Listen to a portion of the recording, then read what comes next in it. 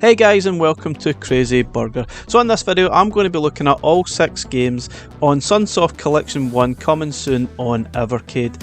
Now just a little disclaimer here, I'm not playing these on an Evercade product as yet, so the final result may differ a little bit from what you see here, but obviously I'm doing my best to try and display them as best I possibly can and emulate the best possible way that you might actually see on an Evercade. Anyway, without further ado, I'm going to play through all 6 games and I'll give you my opinion and overall thoughts of what this cart could be like when we actually get it. It should release at the end of this year. I think it's September 2023, and we'll probably get the pre-orders very soon. Anyway, let's get started with the games.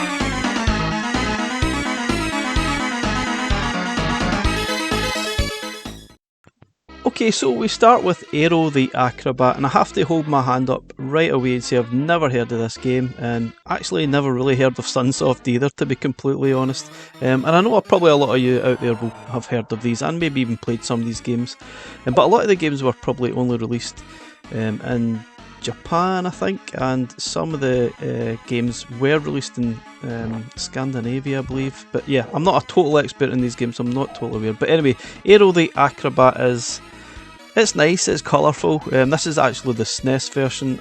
I believe this is the right one. There is a Mega Drive version, but I think it only differs in the bonus levels, I believe.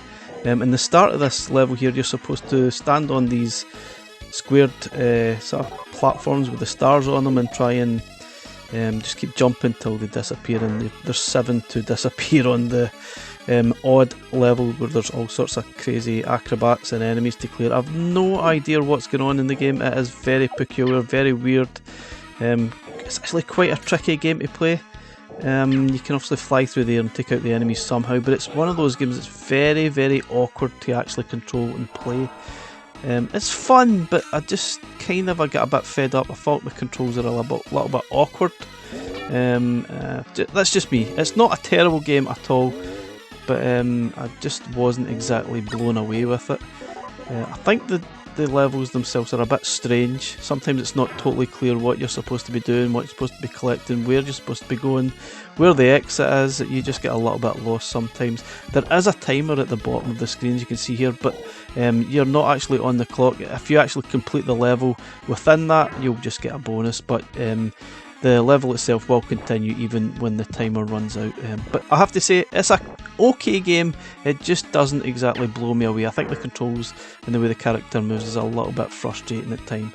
But it's okay. It's not amazing, but it's just okay.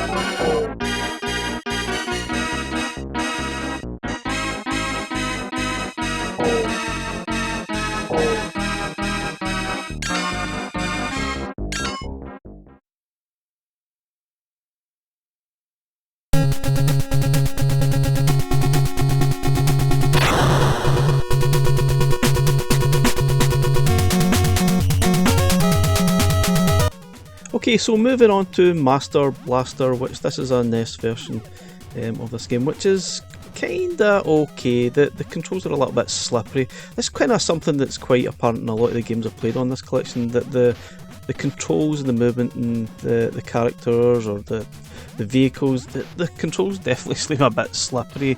Like, it just seems to slide along the platforms for some reason, which makes the games themselves quite difficult to play. But I'm pretty sure this game was released as part of the NES emulation on the Nintendo Switch fairly recently, along with Journey to Silius as well, which I definitely played briefly at the time. It was probably last year, I think.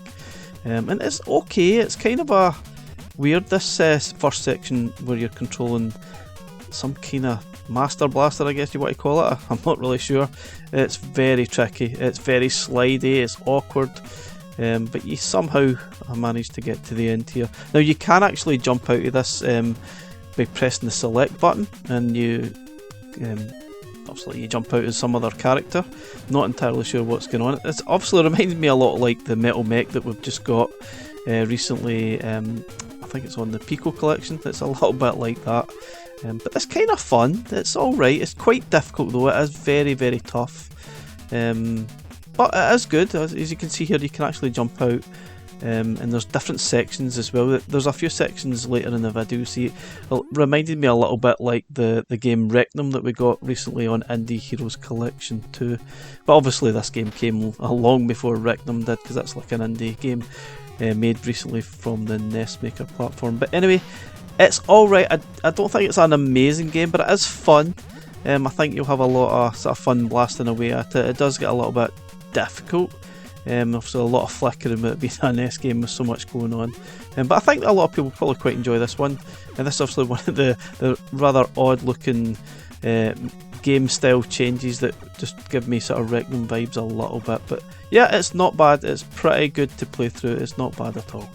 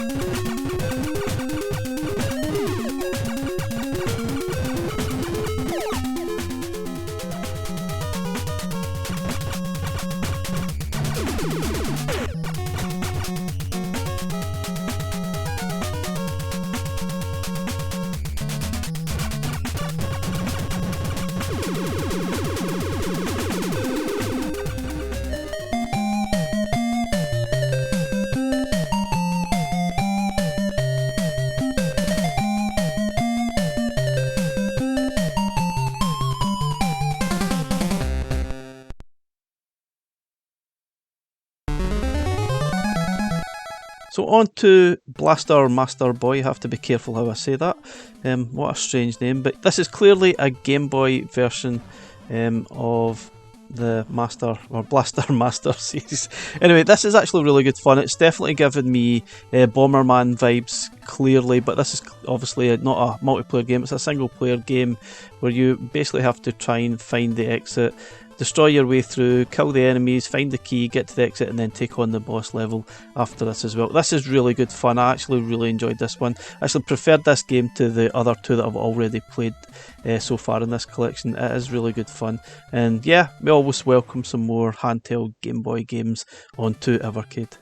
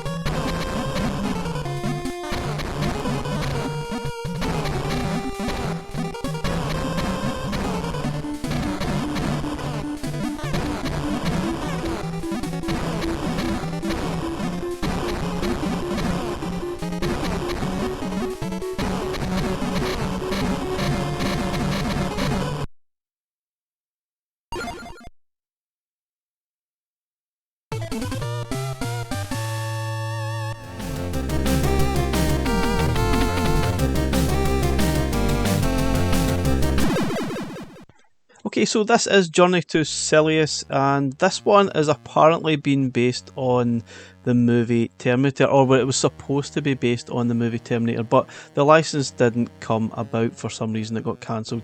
So they still made this game anyway, and there's obviously Terminator vibes throughout this game in some small ways, even by looking at the text on the screen there. So thanks to one of my avid viewers for pointing that out to me. I didn't actually realise that. That's actually quite fascinating. So this is actually basically a run and gun shooting game. It's got a nice sort of backstory there, which was quite cool. This one's alright. If you like your run and gun games, I'm sure you'll really enjoy this one. I kind of found it a little bit difficult, but I think that's probably the way I was playing the game. I was really just going about it with reckless abandon and really not playing strategically and trying to avoid the enemies. I was really just running through as you normally do in a run and gun, just run and shoot, hope for the best that you don't get hit, which probably isn't the best way of playing it, but it's not bad at all. I like the futuristic setting, and it does clearly give you Terminator vibes when you play it a little bit, when you sort of realise that. It's quite obvious when you see it. But yeah, this isn't bad at all. There's a lot of flickering, a lot of enemies. I guess it's just that NES style, but it's alright. It's not bad. I think it'll certainly help when you get save states, I guess. It might help make a little bit of progress through the game. But yeah, I think a lot of people will probably really enjoy this one. It is quite a classy, well-made game. There's some nice graphics and it's fun. It does get a little bit difficult and at times really frustrating, but yeah, it's alright. It's pretty good.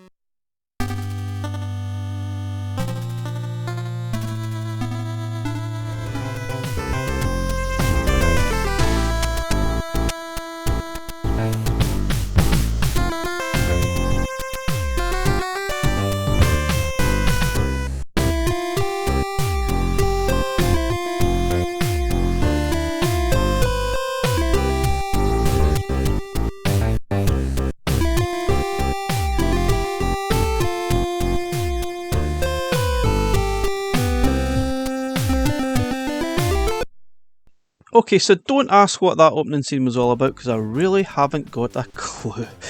So this game is Mr. Gimmick, or just Gimmick as it was known in Japan. When it was released in Scandinavia, it was changed to Mr. Gimmick for some reason.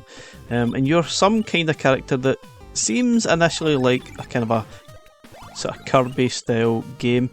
But yeah, it's really one of those games. It's just one of those slippy platformer jumping games that you...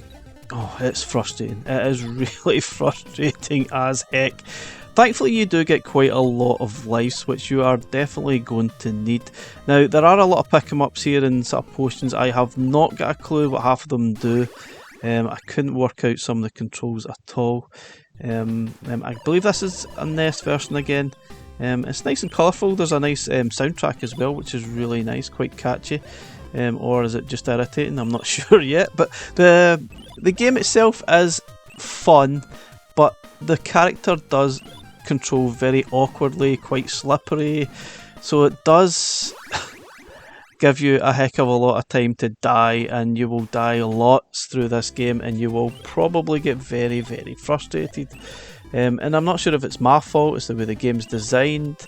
It just gets unbelievably frustrating. I'm going to end up losing my temper playing this game and probably rage quitting somehow, or before I smash the Evercade off the side of the wall.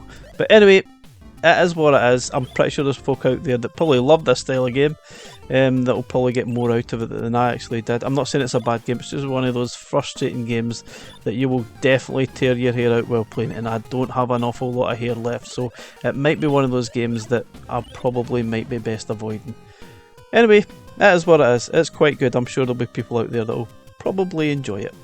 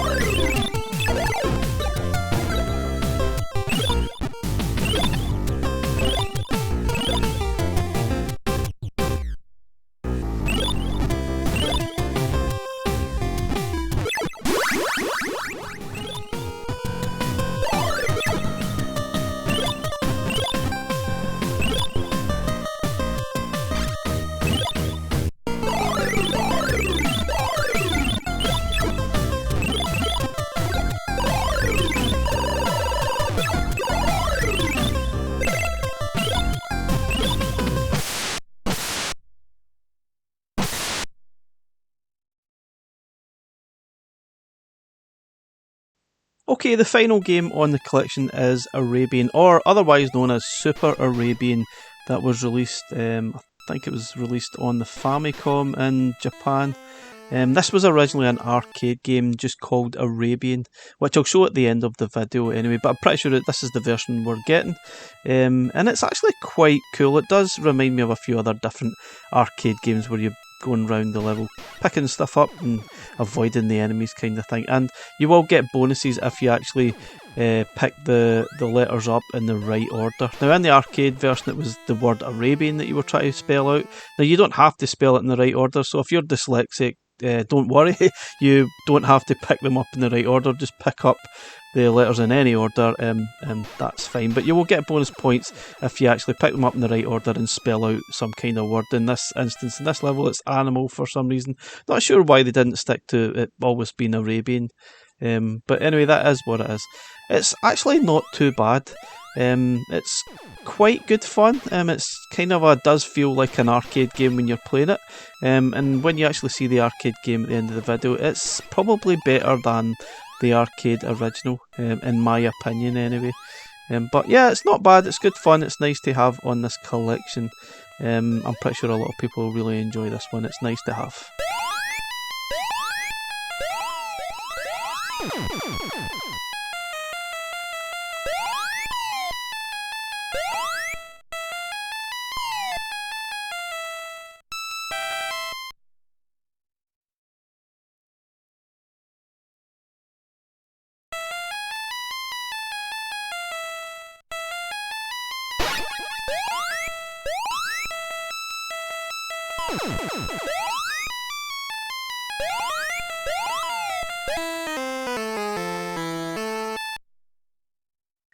Okay, so my final thoughts on this collection. I'm playing through the original arcade version of Arabian, just so you get some reference to what the original was like. This would be nice if it was included as a secret additional game at some point. Maybe it will happen, maybe it won't. But yeah, it's an interesting collection of games. I definitely feel a little bit shortchanged playing this. It's only 6 games. I feel as if, for me, it would be great to have more than that. Would ideally want to bump this cart up to 10 games to get better value out of it. Now, I'm sure Blaze will tell me that these games sell for loads, or they're very rare, or whatever it is, physical. Anyway, we'll probably get that message, but for me, I still think we need more games. I don't think there's anything outstanding in this collection. They're just a nice collection of fun, cool games that you probably might not have heard of or might never have played before. So for me, I definitely feel as if I need more in this collection. 6 doesn't feel enough to warrant a purchase, but they're not bad games. There's certainly no terrible games in this collection at all, but is it worth the money? I'm not sure. That's up to you to decide. Anyway, thanks for watching. Catch you in the next one. Bye for now.